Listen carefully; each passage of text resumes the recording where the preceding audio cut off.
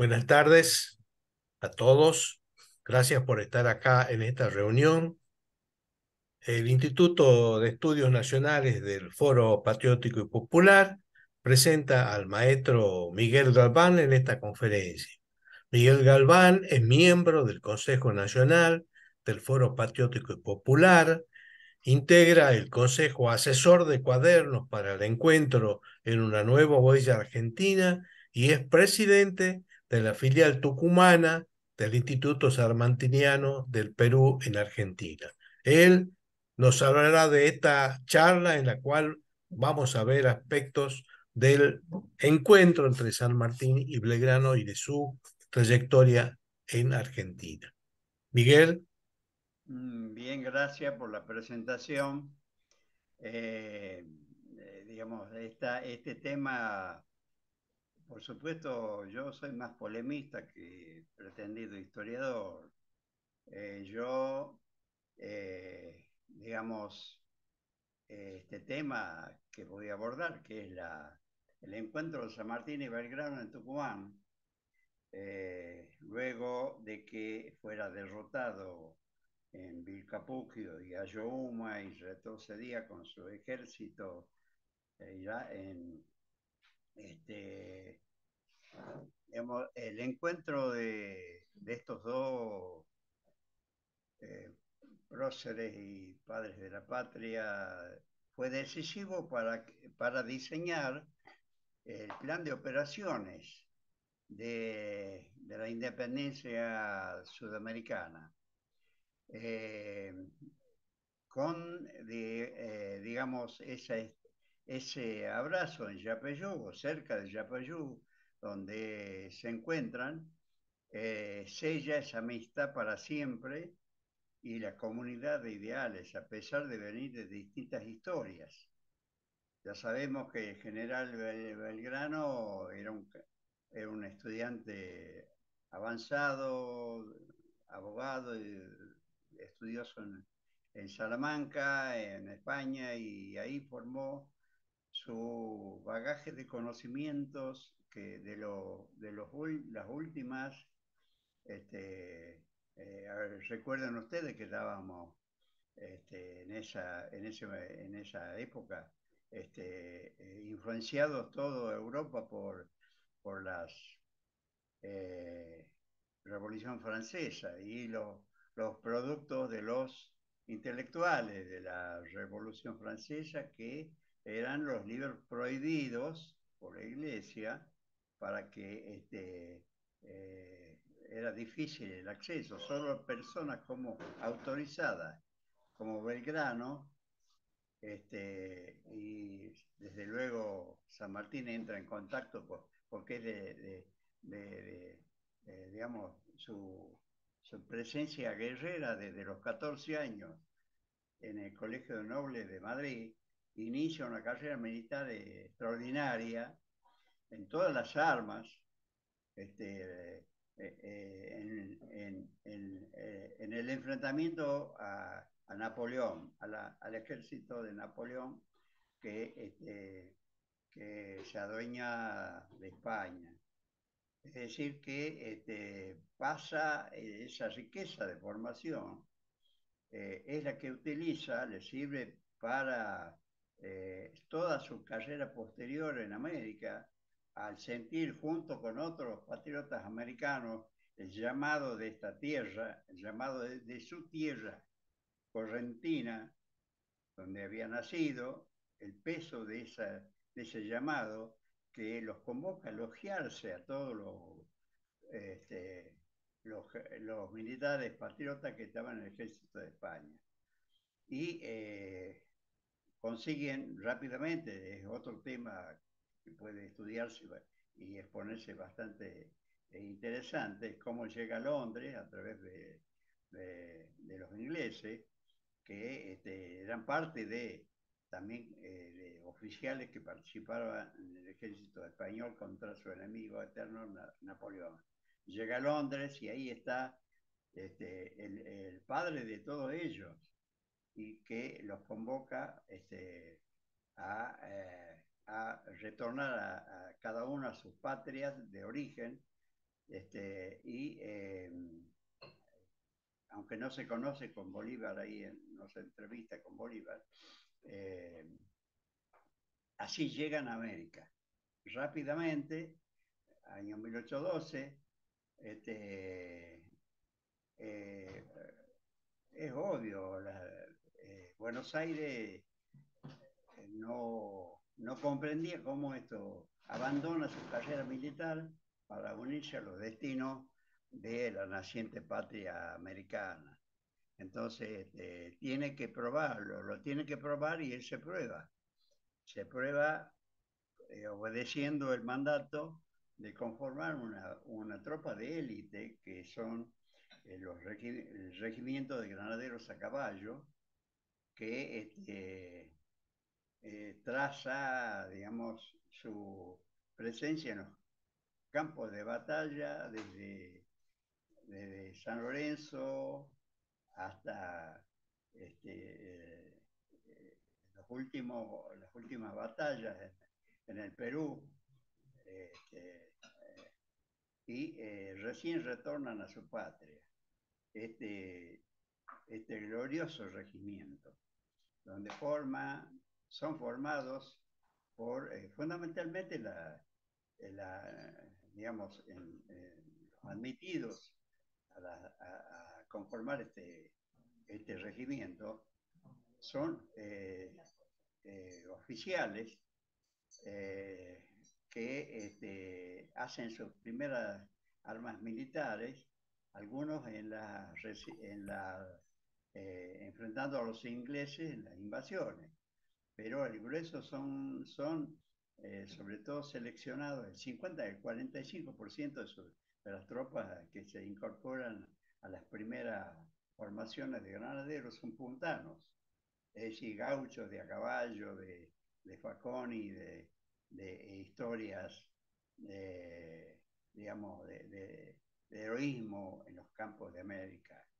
Entonces, eran los mejores hombres que tienen una formación de tropa de élite para ese momento. Eh, el primer hecho de armas de los granaderos en, en, esa, en San Lorenzo para escarmentar a los navíos españoles que desde Montevideo saqueaban para proveerse de caballadas, de reses y de granos para la plaza de Montevideo. Entonces, cumple esa misión y no como consejo de los teóricos de la guerra, rápidamente, sin explicar mucho, que es un tema aparte, el combate de San Lorenzo, tiene que demostrar ante los suyos el valor, el arrojo y la decisión de morir. Él encabeza una de las dos columnas, el ataque de los granaderos. Y ahí hay un suceso, digamos, que la historia la lleva al arte a través de todos sus, eh, digamos, de la marcha San Lorenzo y de todo ese hecho heroico y que casi pierde la vida, donde el capitán Bermúdez, el soldado Cabral y el granadero Cabral le salvan la vida. Baigorria, que de un lanzazo eh, lo mata al naval español que le tiró varios sablazos, lo hirió en la cara, hasta que se apió del caballo Cabral y los libera del caballo muerto que le aprisionaba las piernas. Es un hecho donde digamos, no es una mezcla de fortuna y de la decisión de sus soldados de morir. Entonces, eso marca, digamos, el inicio de este periplo de General San Martín en las tierras estas, el único combate que participa sus granaderos, él al frente de sus granaderos. Eh, y Belgrano, que digamos que de miembro de la Junta le encargan las misiones más imposibles de llevar la, la, las ideas de la revolución, de la independencia y la libertad en esa campaña al Paraguay. Le dan 200 hombres, él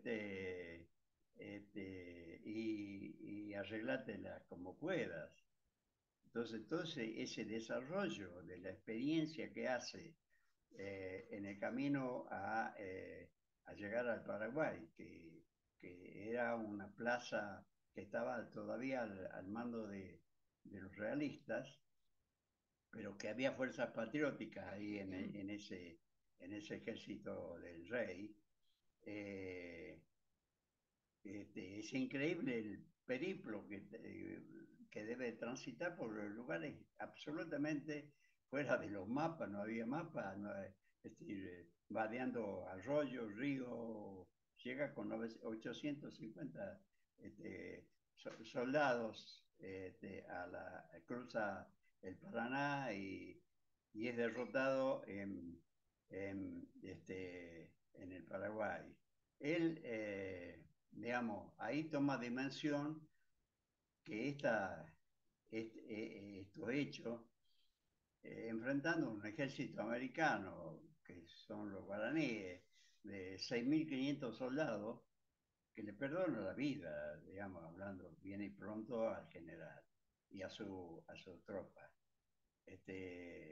Digamos, le permiten, digamos, luego de la derrota,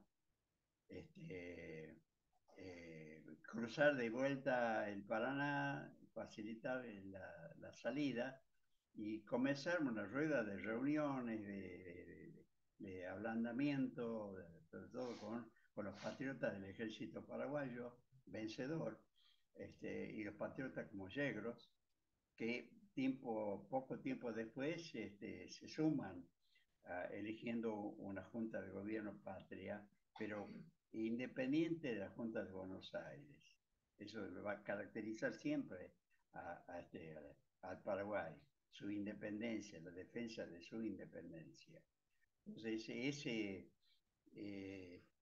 digamos, lo muestra un Belgrano que construye, inaugura pueblos, construye escuelas y da un maravilloso documento de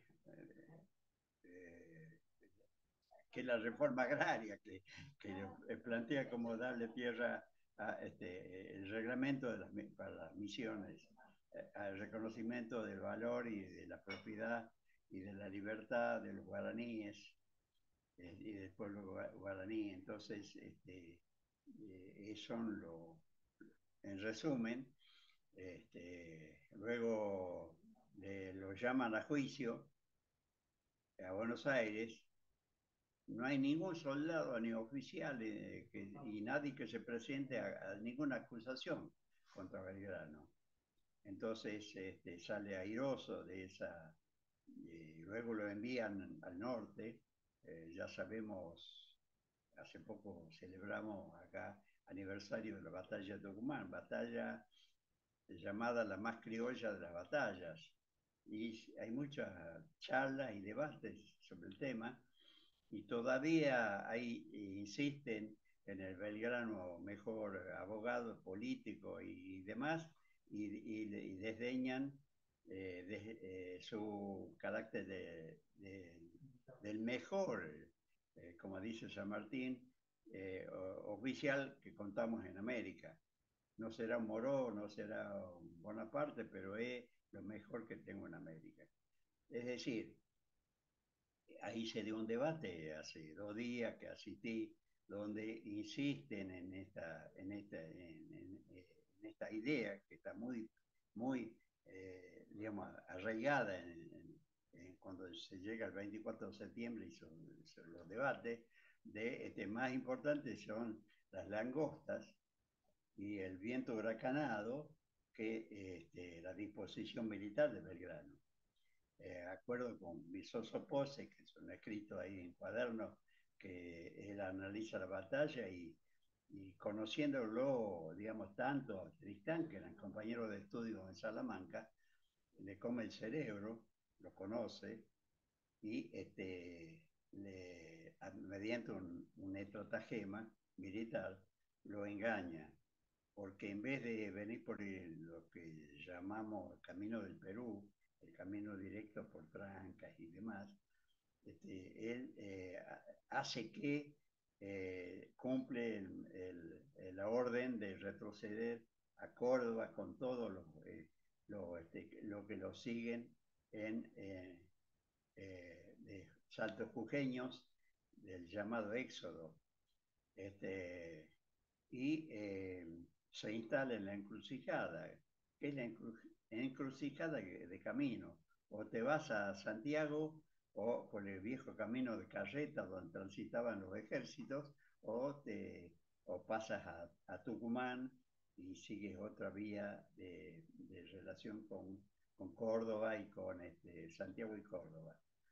En esta encrucijada él se reúne ya en sus cartas, lo dice con toda claridad como gran militar y analista político, que no podía seguir retrocediendo a Córdoba, obvio, elemental, con un ejército vencido y en condiciones lamentables, pero imbuidos del espíritu de amor a la patria y de defensa de la lucha de la guerra por la independencia.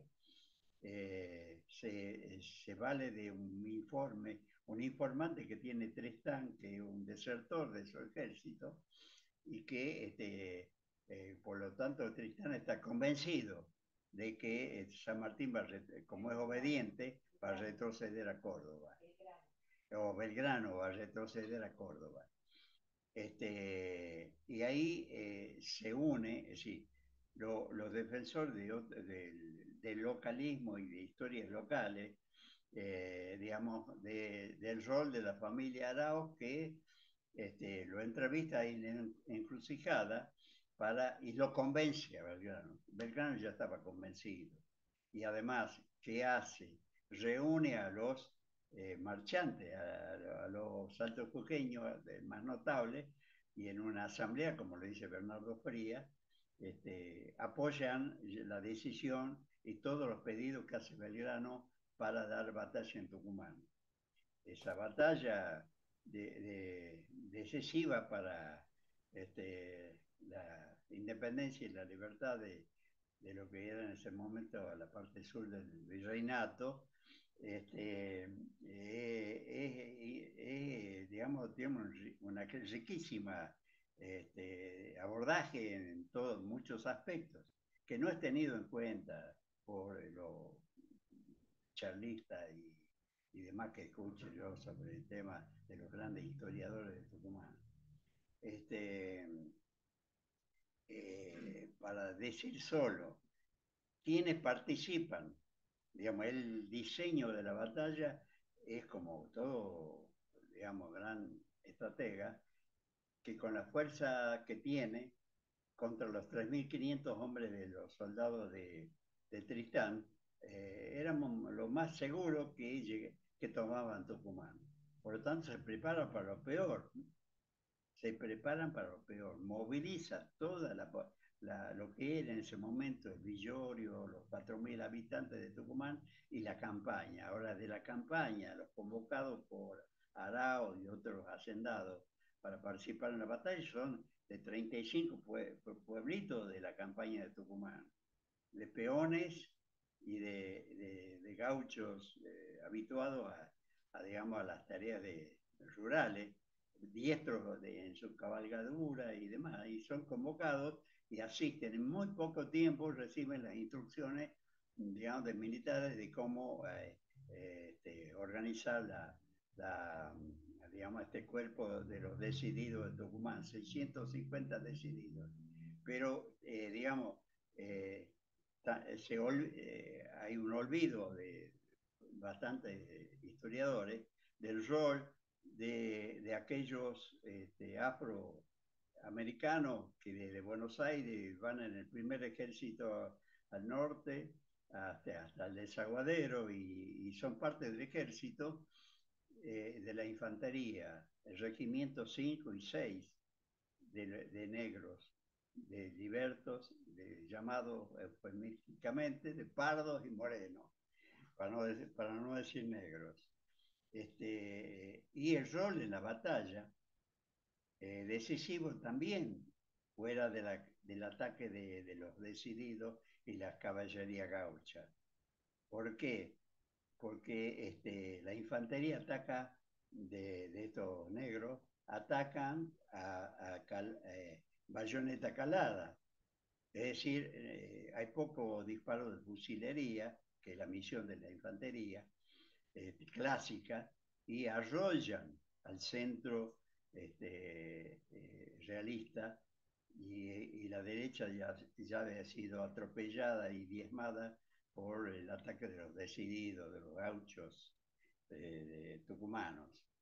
Y la izquierda es arrollada por, por parte del ejército de Tristán y arrastran a Belgrano, que estaba al frente de esas tropas, hasta unos 10 kilómetros que es la unión del río Lule y el Salí.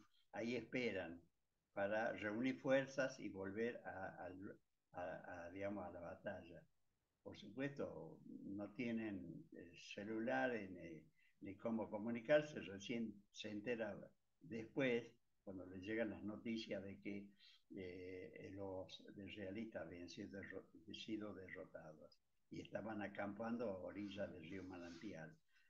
Entonces, digamos, del papel desempeñado por muchos que no aparecen. Es decir, se arma un batallón de cívicos, que son comerciantes, de artesanos y demás, que se reúnen como aporte del batallón de cívicos. Se fosea las calles, se pone tiradores en las cúpulas de las iglesias. Es decir, estaban preparados para resistir y entregar la vida.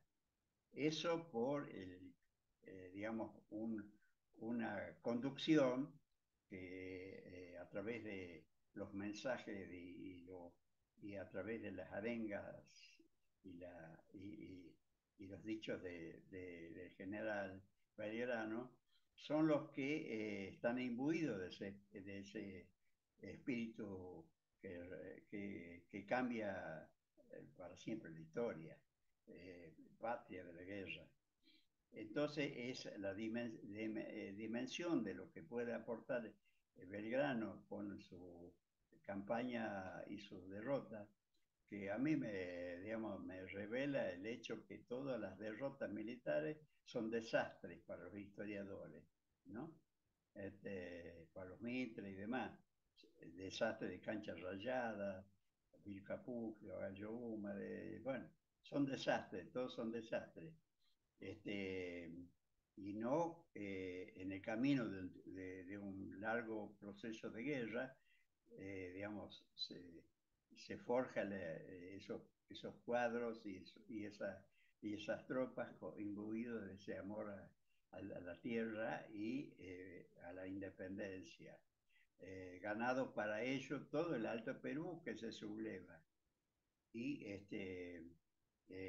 ese encuentro en Yatasto y 2 meses que pasa con él en Tucumán, San Martín, que viene a tomar el mando y se dispone a profesionalizar a a estos soldados, a estos oficiales, con instrucción militar. Para eso ordena la construcción de un fuerte la ciudadela de San Martín. Es decir, que que sirve como lugar de reunión, como de adiestramiento. Además, los que levantan la ciudadela son los soldados, es decir, bajo un plano de un oficial convocado al fin, construyen la ciudadela. Entonces, en esos 2 meses diseñan con Belgrano el plan continental. Decisivo. Eso es un estudio que poco se lo tiene en cuenta, todo el desarrollo de esa de Estado de San Martín en Tucumán y su relación de silla a silla con Belgrano, don Manuel Isondo Borda, que leerlo, sugiero a los que profundicen en el tema leer a don Lizondo Borda, porque no hay referencia pública dónde se radicaba San Martín, en Tucumán, no hay referencia. Entonces, no ha quedado así registrado en la historia en qué casa albergaba y todo lo demás. Entonces, para profundizar ese estudio donde se diseña a través de las recomendaciones y la experiencia de Belgrano por los triunfos de Tucumán y Salta y las derrotas de Vilcapugio y Ayohuma. Entonces, también participa en esa batalla de Tucumán Manuel Asensio Padilla y 20 lanceros de sus tropas, pero no está en el campo de batalla porque fue herido en un brazo Manuel Asensio Padilla, pero sus lanceros se incorporan a las fuerzas de Belgrano. Es decir, y los que habían contribuido desde Salta y desde Santiago llegan casi al filo del 24 de septiembre, sin tiempo a ser instruido de cuál era la misión.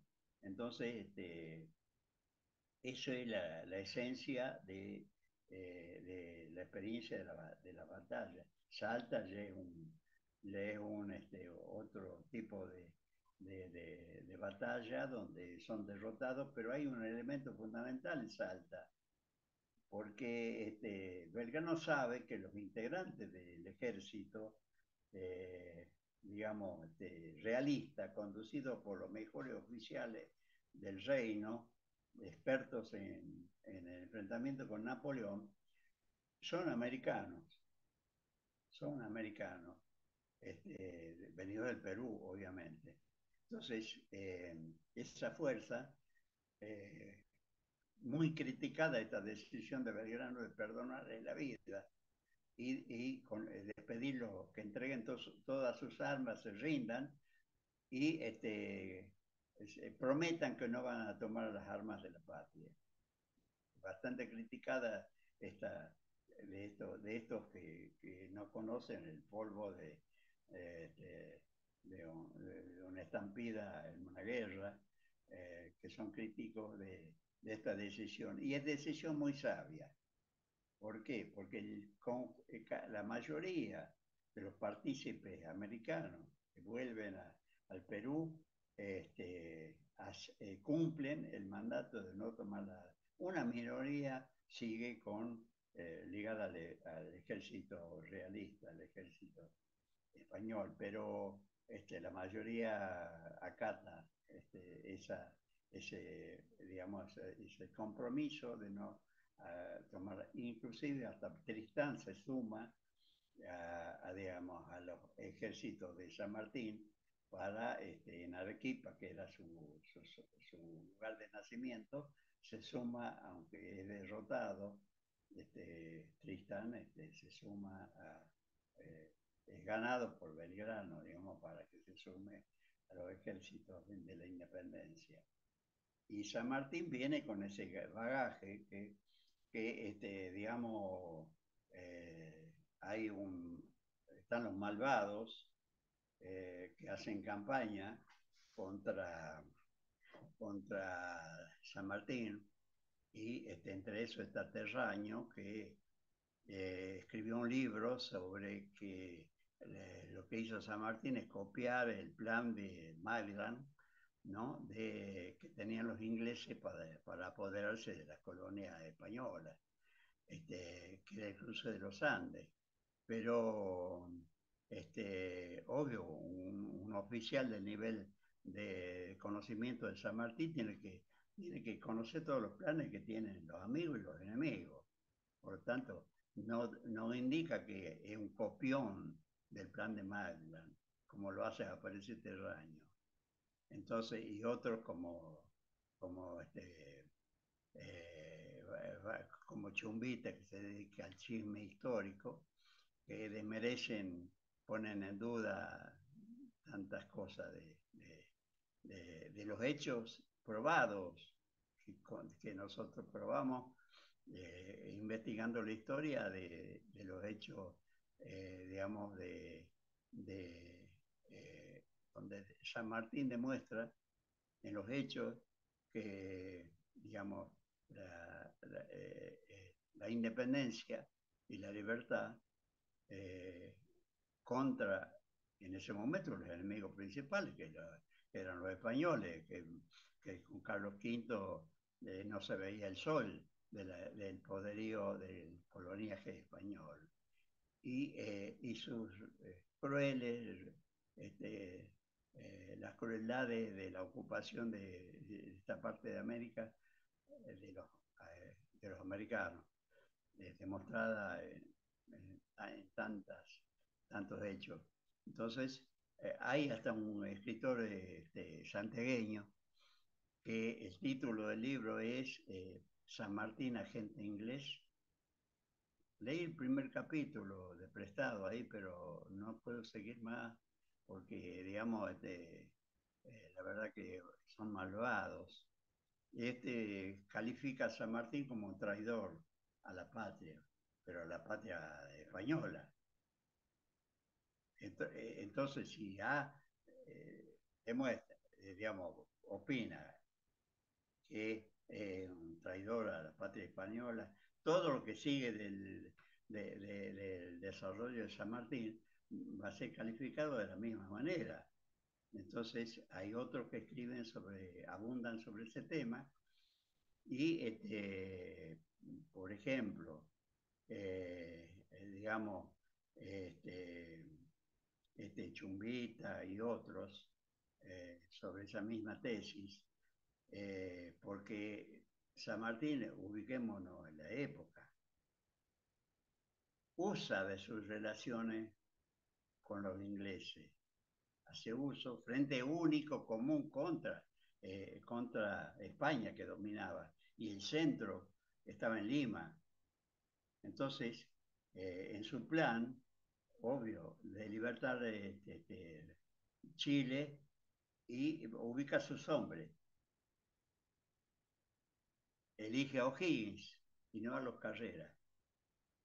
Elige a O'Higgins porque O'Higgins le garantizaba que el Estado Independiente de Chile iba a financiar lo fundamental de la campaña por el Océano Pacífico de una armada que lleve 4.500 soldados hacia el centro del poder imperial, que era Lima.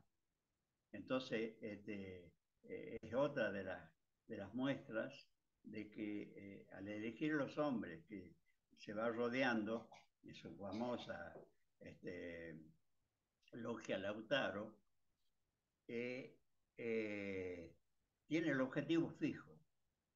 Y si vamos a ver todo lo militar de la independencia del Perú, la estatura de jefe militar es muy grande, porque apela sabiendo que hay un ejército realista que puede reunir en 2 meses 18.000 hombres con los mejores armamentos, hizo lo que tiene que hacer, una guerra de movimientos, guerra de opinión, de lo que se valía principalmente de la opinión, ganar a la opinión pública de los peruanos y demás, para que adhieran a la independencia y respalden su intervención militar. Todo el recorrido es fantástico en ese sentido de utilizar digamos, todo el conocimiento que utiliza sobre las fuerzas del enemigo, como dice mi amigo Jorge, Visoso Pose, ¿no? Conoce de Sun Tzu, conoce a tu enemigo, conoce a ti mismo y ganarás sin batallas. Entonces, la labor de inteligencia del ejército independentista, gracias a los servicios de otro grande tucumano, de más grande tucumano para mí, cosecha, es don Bernardo de Monteagudo, que ahí es coronel en Perú. Es el auditor de guerra y es el principal operador político que tiene en su protectorado. Y lo fundamental son las medidas políticas, ganar a los esclavos con la libertad de vientres. No contra todo, no la libertad inmediata porque se pasaba a sumar enemigos que hacía falta que por lo menos sean neutrales, muchos hacendados que desprenderse de los negros era perder las cosechas. Entonces, como conociendo, por ejemplo, el cuartel Numancia, que era son los oficiales y las tropas que protegen el poder imperial en Lima al servicio del virrey, eran americanos y les trabaja el cerebro, los gana para la causa, sin disparar un tiro y esperando que lo convoque el pueblo limeño como no como un ocupante de los acostumbrados que invadían para apropiarse, sino de, de proclamar la independencia, sumarse a la independencia. Y utiliza magistralmente digamos, las conversaciones y los diálogos con, con el virrey y logra de que abriéndole un camino para que salgan de Lima, que piden por favor que cuanto antes, digamos, facilita la salida de Lima a las tropas, ya el virrey y los connotados españolistas y los cholos partidarios de la corona de Lima, a pedido, a invitación, y entra como siempre, entra de noche sin guardia, apenas con un edecán, entra a Lima. Entonces, luego declara la independencia. La mano de Monteagudo está en la redacción de todos esos documentos y las proclamas, tanto en Chile como en el Perú. Quieren esto enfatizar la importancia del tucumano afro-tucumano Bernardo José de Monteagudo. Entonces,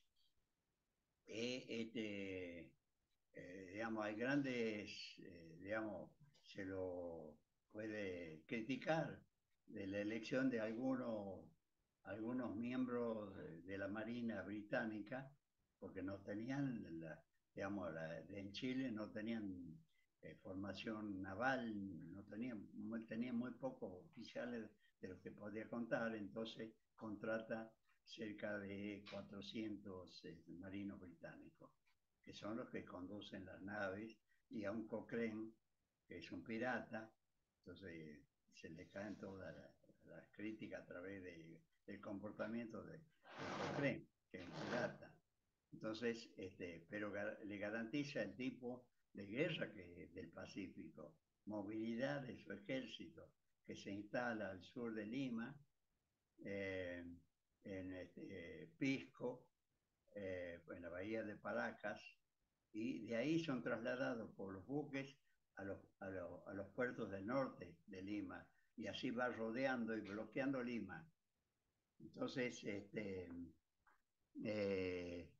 digamos, todo eso está en debate, en polémica, y sus íntimos amigos como Guido, cuando se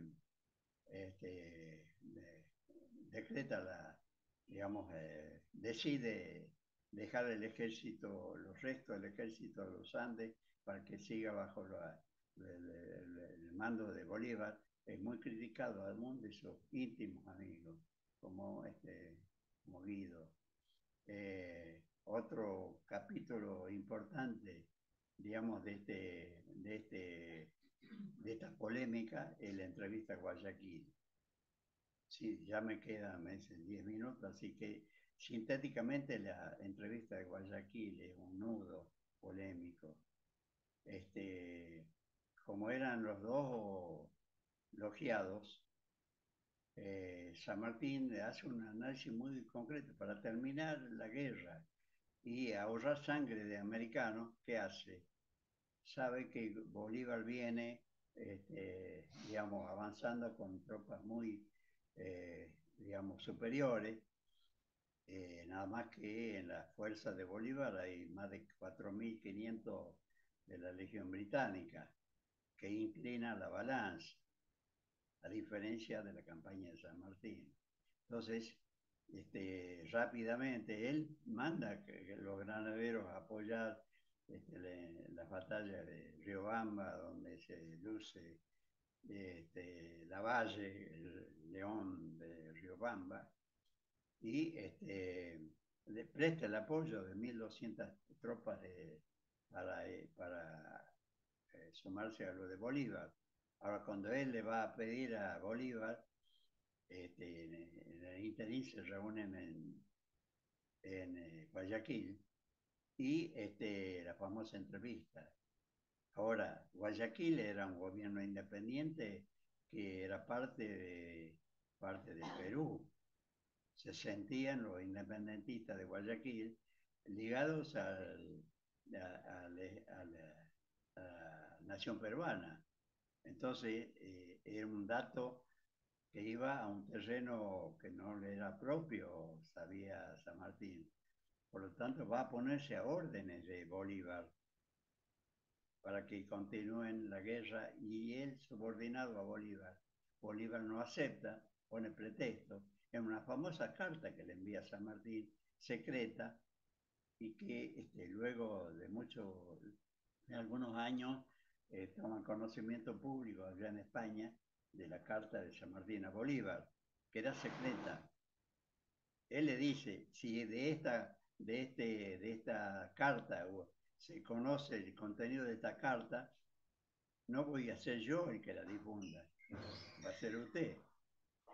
Es decir, porque, digamos, el contenido de esa conferencia, donde él está ya bastante, eh, digamos, un estado de que sabe que no podía, que de seguir al frente del protectorado del Perú, tarde, más tarde o más temprano, se iban a tener que enfrentar con el ejército de Bolívar. Por lo tanto, deja el campo de batalla, deja sus mejores tropas, sus mejores oficiales, los granaderos, y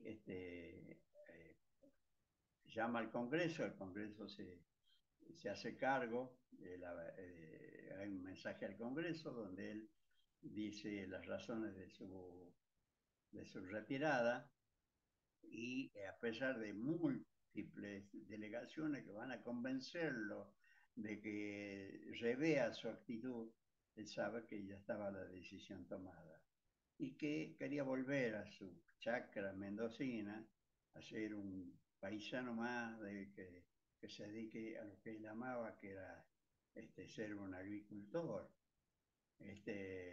Entonces, ahí muestra el espíritu ese que, digamos, luego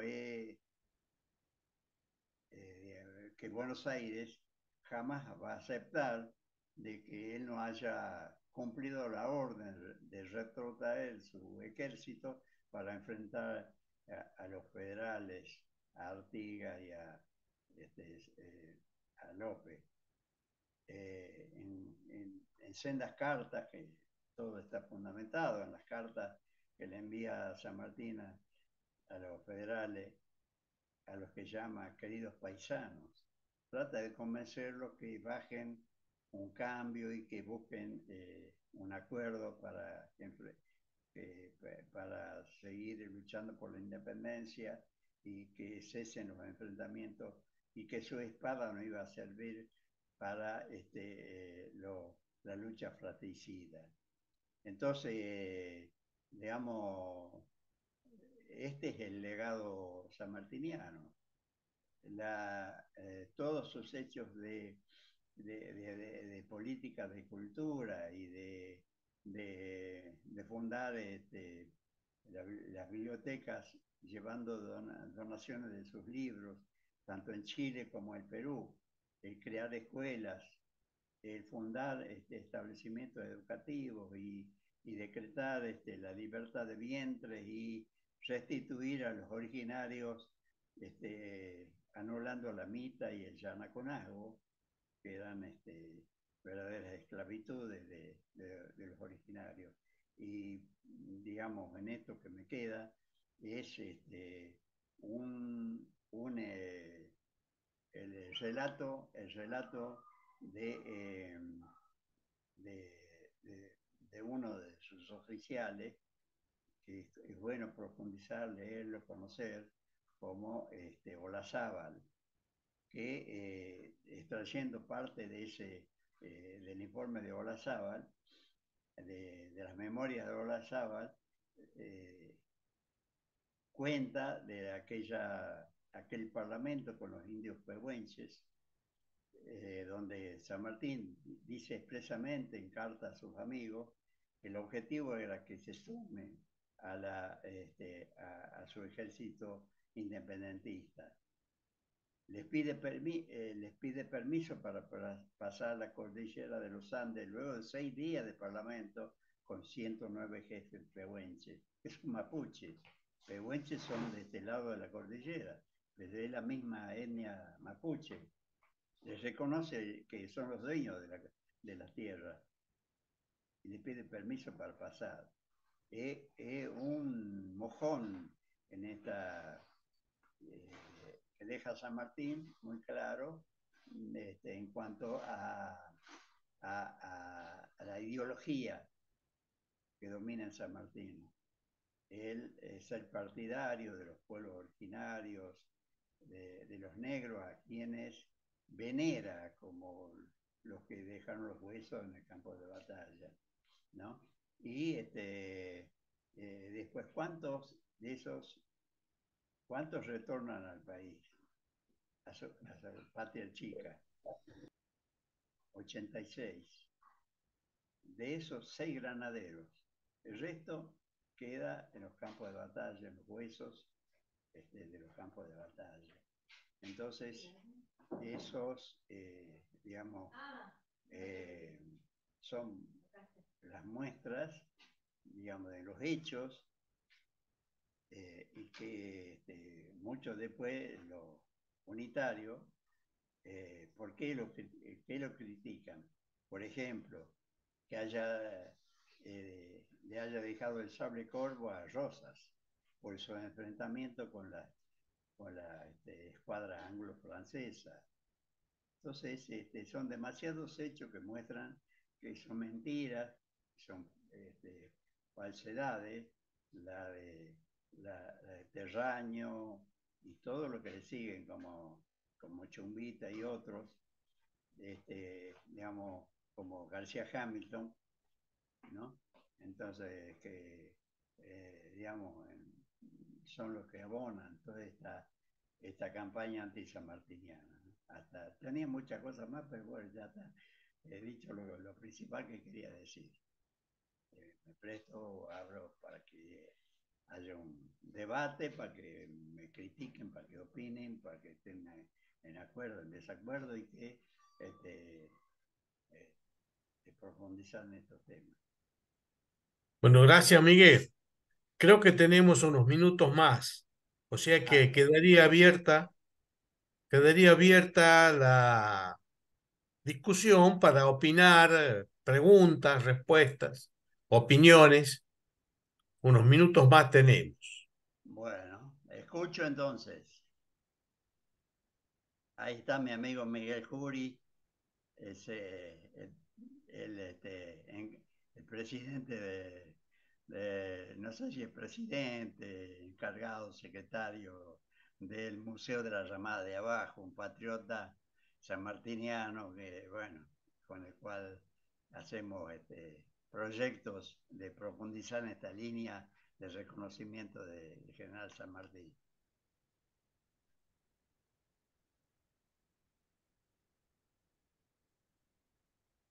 ¿Qué pasa? Está, cerrado el audio, la voz de Miguel Ah, Jury. Ahí está bien. Hola, hola Miguel, hola a todos. La verdad que interesante la mirada y sobre todo las idas y vueltas, los que impulsan ciertas historias. Y la verdad que interesante quienes escriben la historia. Son los procesos de replanteo que estamos teniendo siempre y algo de lo que estuvimos charlando esta mañana, Miguel. Sin sí, duda, no hay que quedarse callados, hay que estudiar, hay que ir a las fuentes. Trabajar mucho con fundamentaciones, con análisis documental, sino en base a qué construimos la historia, ¿no? Y las interpretaciones son muy parciales, por más que uno es tucumano y quiera tener héroes tucumanos o que sean reconocidos, pero hay que dar la adecuada dimensión y entender la historia que es un poco más amplia, ¿no? No es muy parcial, sino que hay que conocer toda la trayectoria y cómo se llega a cada una de las instancias. ¿Por qué Belgrano llega al ejército del norte? ¿Por qué deja el ejército? ¿Por qué es reemplazado? Hay distintas instancias que la verdad que es muy interesante. Nosotros desde el Museo San Martiniano, en la ramada de Tucumán, a 35 kilómetros de la ciudad de Tucumán, la verdad que nos interesa trabajar mucho sobre esas antiguas rutas, que es parte de la que queremos recuperar. Evidentemente hay historias que están quedando en el camino y son historias que no han sido contadas y no han sido estudiadas y sobre todo divulgadas y creo que es un proceso interesante en el que estamos todos. Muchas gracias, Miguel, por la presentación. gracias, gracias. ¿Algún otro aporte? ¿Otra pregunta, una opinión?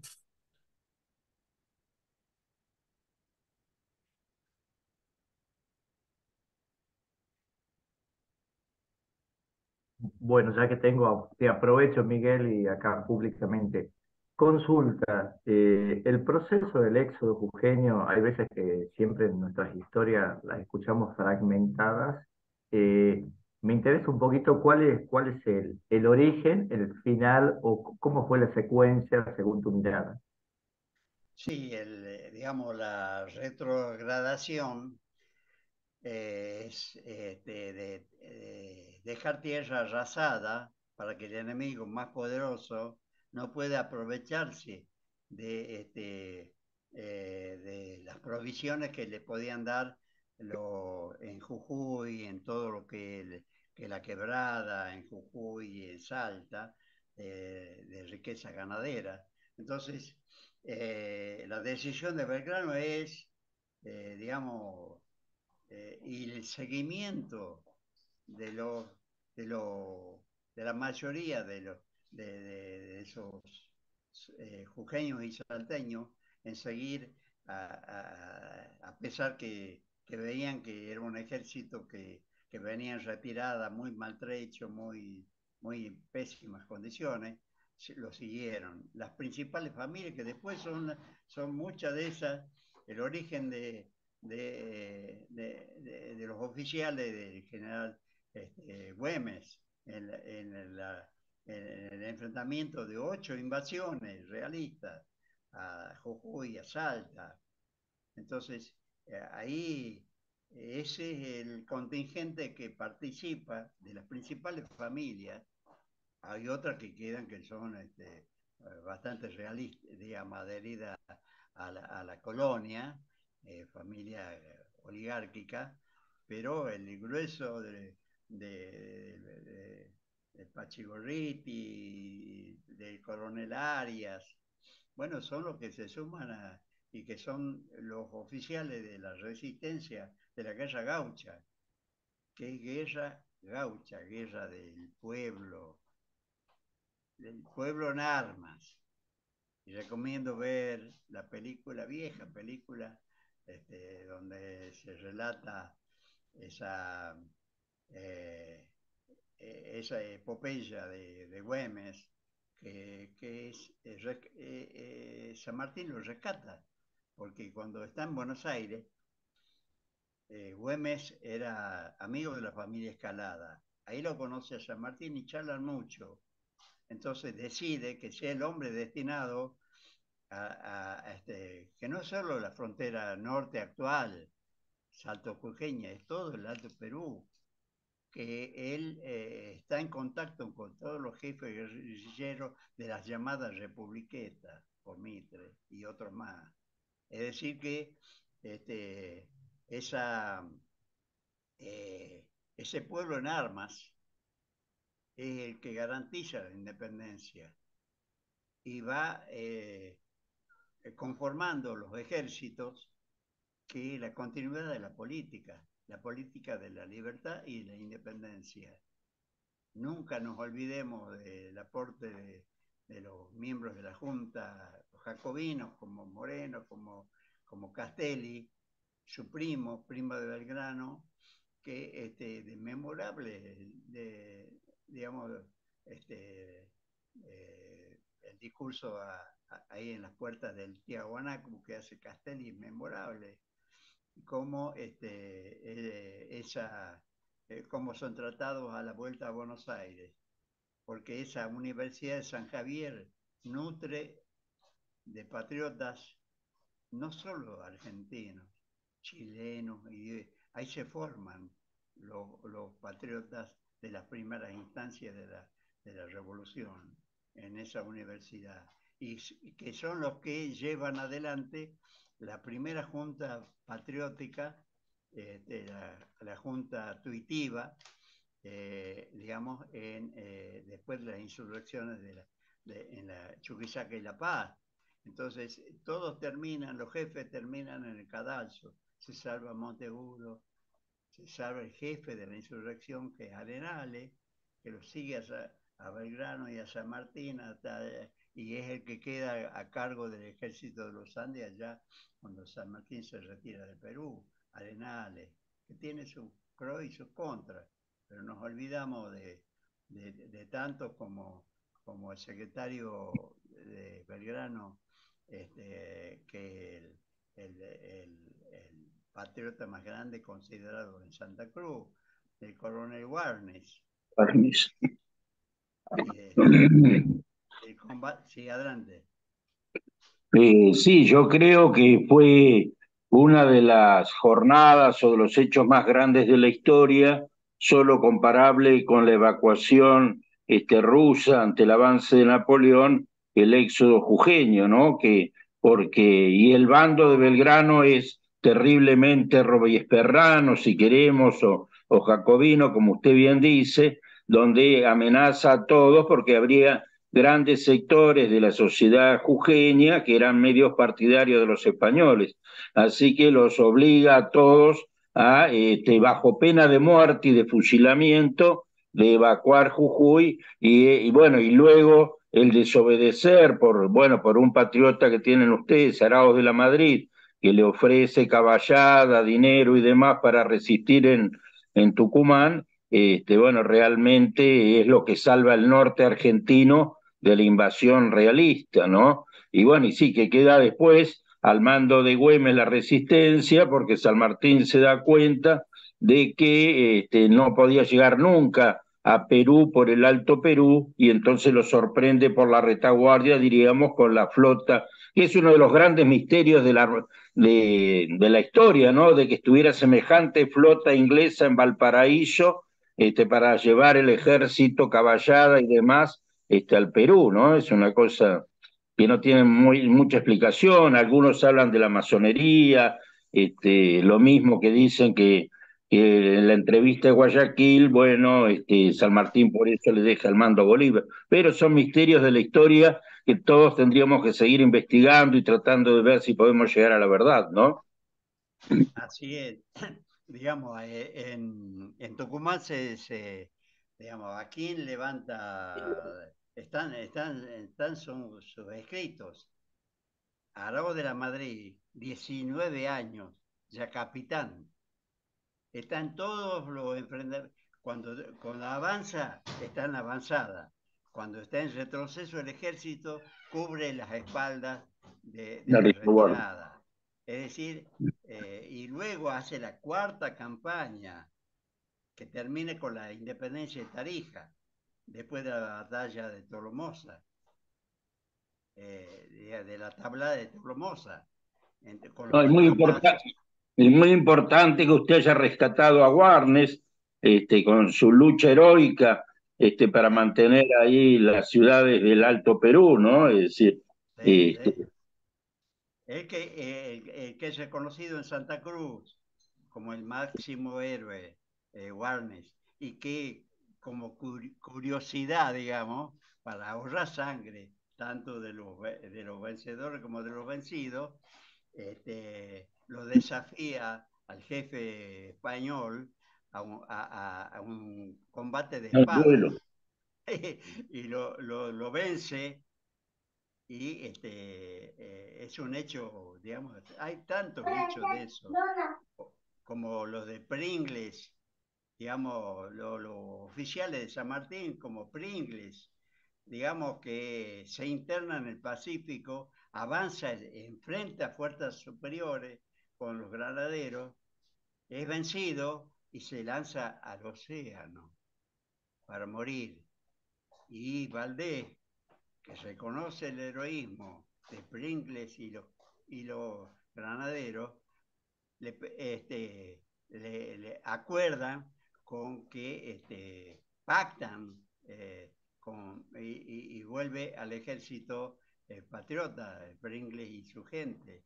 Es un hecho inusual en la historia donde se muestra esa decisión de los oficiales como Suárez, tantos, los Escalada, bueno, los oficiales de Granadero, que son maravillosos. Y reconoce también en San Martín en Tucumán el aporte de Bernabé Arauz. Eso es objetivo, están en sus cartas, sus aportes. Pero bueno, si discutimos de minucias, si estuvo o no estuvo en el campo de batalla Arao, bueno, no, ¿de qué importa? Si fue convocante de los decididos de Tucumán.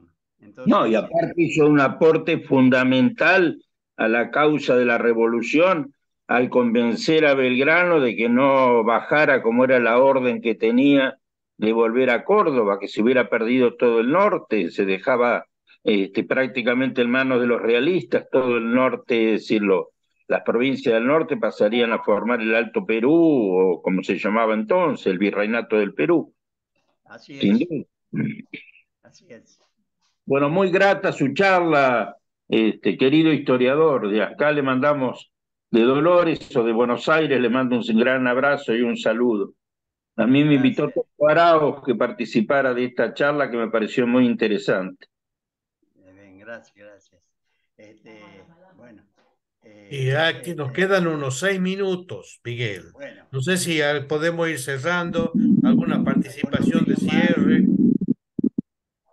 Yo quería, Adelante. hola, buenas Sí. tardes, gracias por la invitación acá desde Esquel, en la provincia de Chubut. Miguel, estuve siguiendo atentamente, tomando apuntes sobre su charla. Me llamó la atención que usted la inició y la cerró hablando de estos historiadores, ¿no? que han buscado y que buscan instalar este, algunas falsedades como verdad, por decirlo de una manera simplística. Sí, sí. Yo le quería preguntar qué noción de patria hay detrás de esas falsedades, qué es lo que quieren instalar y lo que han instalado, entiendo, en parte la historiografía con la que, bueno, se ha educado mayormente el pueblo argentino, sobre todo. Así es. Sí, sí. Digamos, hay que leerlos, porque quedan esos falsos, digamos, viene a ser la falsedad en que se basa sin argumentos, sin sostén documental, sin pruebas, que es lo fundamental, sin un análisis que ubique en el tiempo los múltiples factores que intervienen. Entonces aíslan un elemento y Chumbita se dedica a buscar los antecedentes por los cuales una de las nietas de Alvear dijo en una carta que su abuelo era el padre de San Martín. Entonces, pero no hay fundamento. Entrevistó no sé cuántos parientes de los Alvear, pero no hay pruebas, no hay fundamento, son dichos. Y los dichos, punto. La verdad histórica, comprobada. Entonces, hay que desmontar esas historias, esas falsedades. Terraño, quieren un minuto de fama. El gran descubridor del Plan Maitland. No, tremendo. Así es. Bueno, de eso me ocupo yo, soy polemista, más que historiador, soy polemista. 3 minutos, Miguel. Bien, bueno, Vamos cerrando. cerramos. Quedan varios temas para que abordemos en otras charlas, ¿no? En estas historias patrias, digamos, el protectorado de San Martín en Perú, ¿no? Toda su acción cívica, política, cívica, para conquistar el papel de la inteligencia usada como arma, la inteligencia, de ganar la opinión. Es decir, son muchos temas, así que toda la guerra del Alto Perú, la, la guerra de llamada de la Republiqueta, cuando llega Sucre, no da ninguna batalla, ya había sido dada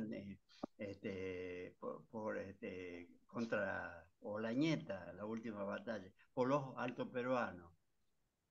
Lo que hace Sucre es aprobar y que se reúne el Congreso y que declare la independencia.